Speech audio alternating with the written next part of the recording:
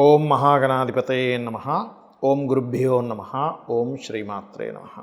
8వ తేదీ నుంచి 14వ తేదీ వరకు ఉన్నటువంటి గ్రహస్థితి మరియు 12 లగ్నాల వారికి ఏ విధంగా ఉండబోతుంది అనేటువంటి విషయాలు చెప్తుంది నేనైనప్పటికీ కూడా చెప్పిస్తుంది సాక్షాత్ లలిత అమ్మవారిగా భావిస్తూ ముందుగా గ్రహస్థితి చూసుకున్నట్లయితే మేషంలో శుక్రుడు, వృషభంలో రవి సంచారం జరుగుతుంది.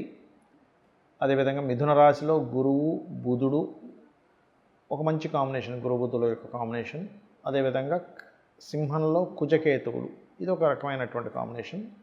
అలాగే కుంభంలో రాహువు, మీనంలో శని.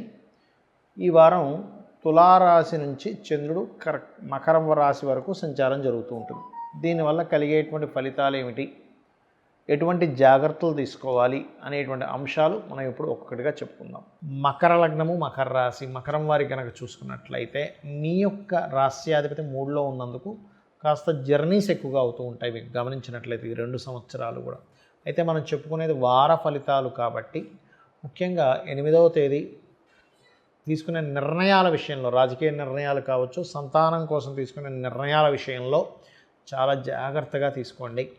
అదేవిధంగా 9, 10, 11 ఈ 3 రోజులు మీ సప్తమాధిపతి నీచ పొందుతున్నాడు కాబట్టి పార్ట్నర్స్ మరియు అదేవిధంగా జీవిత భాగస్వామి విషయంలోని, జీవిత భాగస్వామితో మాట్లాడుకునేటువంటి విషయంలోని, వివాహ సంబంధించినటువంటి విషయాల్లోని, సామాజికమైనటువంటి పనుల్లోని కాస్త జాగ్రత్తగా ఉండండి.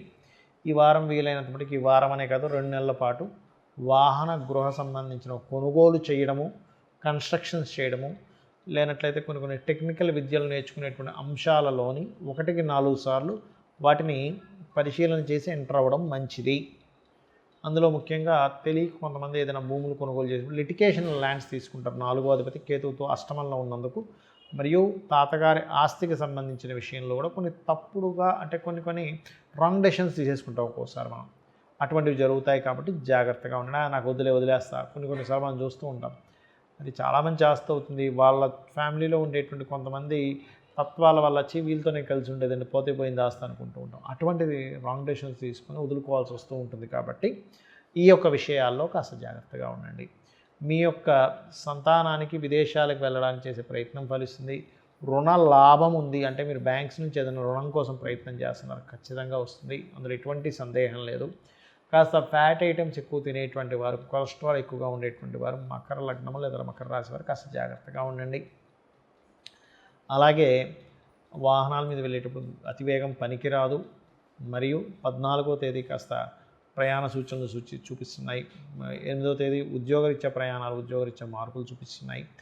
మరియు మరొక విషయం ఏంటంటే 8వ తేదీ కాస్త మీ యొక్క జీవిత భాగస్వామి కూడా ఏదైనా ప్రయాణాలు పెట్టుకోవడం కానివ్వండి, లేనట్లయితే కొంత ఏదైనా ప్రాపర్టీస్ కొనుగోలుకి, ఏదైనా వాహన గృహ సంబంధించిన కొనుగోలు చేయడానికి అనుకూలిస్తుంది. ఇక మీరు నిత్యము చేయవలసిన దేవతారాధన, ఈశ్వరారాధన, లలిత అమ్మవారి యొక్క స్తోత్ర పఠనం చేయండి. అష్టమ స్థానంలో కుజకేతువులు ఉన్నందుకు ఓం అష్టమీ చంద్ర విభ్రాజ అలిక స్థల శోభితాయై నమః అని నామస్మరణ చేయండి. అన్ని విధాలా బాగుంటుంది. చాలామందికి కొన్ని అపోహలు ఉన్నాయండి. ఈ వీడియోలో చాలా అపోహలను తొలగించే దీని మీద నేను చెప్పబోతున్నాను. ఒకటి, వివాహ సంబంధాలు కుదుర్చుకునేటప్పుడు కేవలం పాయింట్స్ చూస్తున్నారు చాలామంది తెలియక. 18 పాయింట్లు కలిశాయి చేసేయండి, కానీ అది పూర్తిగా తప్పు. పాయింట్లు కొంతవరకు పనిచేస్తుంది, అసలు పనిచేయదని నేను చెప్పట్లే. కానీ అంతకంటే ముఖ్యంగా చూడవలసినటువంటి అంశం ఏమిటి అంటే వాళ్ళ యొక్క జన్మ నక్షత్రాలు మిత్రులు అవుతున్నారా లేదా, దానివల్ల మనసులు కలుస్తాయి. రెండవది, వారిద్దరి జన్మజాతకంలో ఆకర్షణ, ఇద్దరు వ్యక్తుల మధ్య జీవితం సాగించాలని వాళ్ళ ఇద్దరి మధ్యన మనసులతో పాటు ఆకర్షణ కూడా కలవాలి. సో శుక్రకుజులు ఎక్కడున్నారు, సోల్మేట్స్ అంటూ ఉంటారు, అంటే ఇద్దరు రవిలు ఎక్కడున్నారు, రవిగ్రహం ఎక్కడెక్కడ ఉంది. అలాగే బుధుడు కమ్యూనికేషన్స్ కారకుడు ఎలా ఉన్నారు ఇద్దరి జాతకంలో. ఆ రకంగా ప్రతిదీ జీవుడు, కర్మ, రాహు, కేతువులు, కాలమోక్ష కారకులు, ఇవన్నీ చెక్ చేసుకొని దీంతోపాటు ప్రధానంగా మనం చూడవలసింది ఏమిటంటే అమ్మాయి జన్మజాతకంలో, ఉదాహరణకి అమ్మాయినిచ్చి ఒక అబ్బాయికి చేస్తున్నాం, అప్పుడు అబ్బాయి జన్మజాతకంలో వివాహ జీవితం ఎలా ఉంది, లగ్నం ఎలా ఉంది, ప్రధానంగా ఆయన ఏమైనా సాడిస్ట్గా ఉన్నాడు అబ్బాయి. ఇది అమ్మాయికి కావచ్చు, అబ్బాయికి కావచ్చు, వాళ్ళ ఇద్దరు ఒక రకంగానే ఉంటున్నారు. సో సాడిస్టిక్ నేచర్స్ ఏమైనా ఉన్నాయా వాళ్ళ లగ్నంలో, లగ్నం బాగుందా, ప్రేమపూర్వకంగా ఉంటారు, ఇవి ఫస్ట్ చెక్ చేయాలి. కొంతమంది తట్టుకునే శక్తి ఉంటుంది, వాళ్ళ అవతల వాళ్ళంతా గట్టిగా ఉన్నా కూడా, అప్పుడు పర్లేదు. అలా ఈ అమ్మాయి బాగా సెన్సిటివ్, అబ్బాయి బాగా శాడిస్టిక్ అనుకోండి, చాలా ప్రాబ్లమాటిక్ అవుతుంది. కాబట్టి ఆ రకంగా కుటుంబ స్థానము, సంతాన స్థానము, వివాహం తర్వాత ఉండే జీవితం, వివాహం తర్వాత ఉండే జీవితాన్ని 12వ స్థానంలో చూస్తారు. సో 12వ స్థానం కనుక 2 వివాహాలు సూచిస్తే, ఒకవేళ లవ్ మ్యారేజెస్ అయితే నేను చూసుకోవద్దని చెప్పాను, ఒకవేళ లవ్ మ్యారేజెస్ అయినా చూపించుకున్నట్లయితే ఇలా 2 వివాహాల యోగం ఉన్నప్పుడు అర్క వివాహము పురుషుడికైతే, స్త్రీలకైతే కుంభ వివాహం చేయించాలి. ఇది ప్రధానంగా చూసుకోండి. ఇందులో చాలామందికి ఉన్న అపోహలు ఏమిటంటే ఆశ్లేష నక్షత్రం మంచిది కదా, అత్తగారికి గండం, మూలా నక్షత్రం మంచిది కదా అనుకుంటూ ఉంటారు. అలాంటివి ఏమీ లేవండి. ఒకటే గుర్తుపెట్టుకోండి, ఆ పర్సనల్ చార్ట్లో దశమ స్థానం పాడైతే, అదేవిధంగా అత్తగారి జాతకంలో కూడా గండ యోగాలు ఉంటేనే అత్తగారికి గండం, అదర్వైజ్ కాదు. మూలా నక్షత్రం అనగా నమ్మో ఏదో అయిపోతుంది, ఇవన్నీ కాదు. మూలా నక్షత్రం మంచిది కాకపోతే సరస్వతీదేవి ఆ నక్షత్రంలో ఎందుకు పుడుతుందో ఒకసారి ఆలోచించండి. ఇది మనం అర్థం చేసుకోవాల్సిన అంశం. జ్ఞానాన్ని ఇచ్చేటువంటి రాసుల్లో ఉన్నటువంటి చంద్రుడు మూలా నక్షత్రం అంటే ఇది మనం అర్థం చేసుకోవాలి. అదేవిధంగా మరొక విషయం ఏంటంటే ఏలినాటి శని, కాలసర్ప యోగాల గురించి కూడా విపరీతంగా భయపడుతుంటారు జనాలు. ఆ భయాన్ని మరి కొంతమంది క్యాష్ చేసుకుంటారు కూడా. మీ భయమే మిమ్మల్ని ఇది చేస్తుంది, గుర్తుపెట్టుకోండి.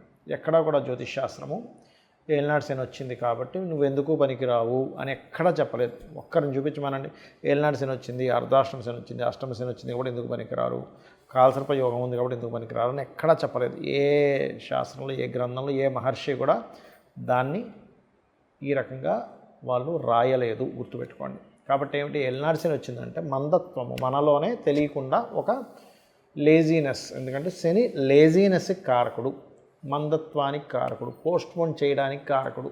మనం ఏం చేస్తాం, సర్లే వాళ్ళు పిలిచాడు కదా రేపు వెళ్దాం ఆఫీస్కి, వాళ్ళు పిలిచారు ఏదో వర్క్ మీద, రేపు పోదాం ఎల్లుండి పోదామని పెండింగ్ పెడతాం. వాళ్ళు ఏం చేస్తారు, మరి ఇంత నెగ్లిజెన్సీగా ఉన్నప్పుడు ఇతనికి ఎందుకు ఇవ్వాలి మనం ఉద్యోగం, తీసేయండి ఇంకొని పెట్టుకుందాం అంటాం. అంటే ఏమిటి, మన నెగ్లిజెన్సీయే మన కొంప ముంచుతుంది ఏలినాటి శని వల్ల. అర్ధాష్టమ శని కావచ్చు, అర్ధాష్టమ శనిలో అయితే వీళ్ళు చేసేటువంటి ఏదైతే వర్క్స్ ఉంటాయో, అంటే పర్టికులర్గా చదువు విషయంలోని, కన్స్ట్రక్షన్స్ విషయంలోని, భూమి కొనుగోలు చేసే విషయంలో చూసుకొని కొనాలి. అష్టమ శని అయితే ఆల్ ఆఫ్ సడన్ థింగ్స్ ఎక్కువగా జరుగుతూ ఉంటాయి, అది ముఖ్యంగా జాగ్రత్త పడాలి. అయితే చాలామందికి ఇక్కడ ఉండే అపోహ ఏమిటంటే ఏలినాటి శనిలో పెళ్లి చేసుకోవచ్చా, ఏలినాటి శనిలో ఇల్లు కొనొచ్చా, ఏలినాటి శనిలో నేను ఉద్యోగంలో జాయిన్ అవ్వచ్చా, ఉద్యోగం పోతుందేమో. నేను ఒకటే చెప్తా చూడండి, లేట్ అవుతాయి, స్ట్రెస్ఫుల్గా అవుతాయి, అంతేగాని మిమ్మల్ని ఎక్కడ కూడా ఇబ్బంది పెట్టదు. ఎందుకంటే నేను చాలా వీడియోలో చెప్పాను, ఏలినాటి శనిలోనే గొప్ప గొప్ప వాళ్ళందరూ పిఎంలు సీఎంలు అయ్యారయ్యా.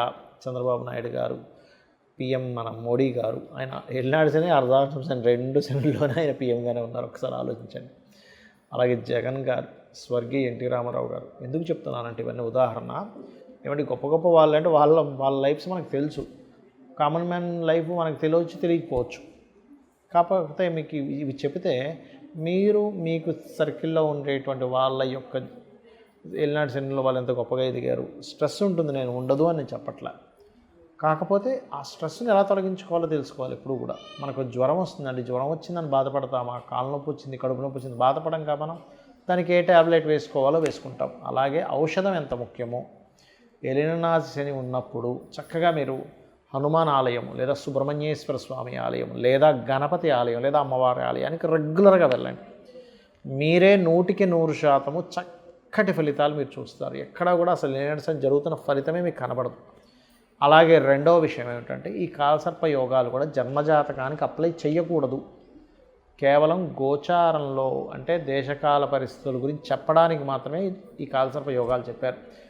ఇది భయపెట్టేసి మీరు భయపడిపోయి అమ్మో ఏదో అవుతుందని అనుకుంటున్నారు. దీనికి ఒకవేళ సరే మీకు అంతగా భయం ఉంది, చక్కగా మీరు ఏం చేస్తారంటే, రోజు కాలసర్ప యోగం ఉందనుకుందాం, అది పనిచేయదని చెప్తున్నా, అయినా మీ భయం పోగొట్టడని చెప్తున్నాను. గణపతిని, దుర్గని అనుక్షణం తలుచుకోండి, మీకు ఆ దోషమే ఉండదు. ఒకటి. రెండవది, రాహుకేతువుల దగ్గర దీపారాధన చేయండి. ఇంకా ఎక్కువ ఉందండి, మీకు తెలియట్లేదు, కొంతమంది అంటుంటారు అయ్యా నీకు దానివల్ల కాదు అంటే, లేదండి నాకు చాలా ఇబ్బంది పడ్డాను, నాకు కాలసర్ప దోషం వల్లే అంటూ ఉంటారు ఎంత చెప్పినా కూడా. అలా ఉంటే చక్కగా 6 నెలలకు ఒకసారి కాళహస్తి వెళ్ళండి.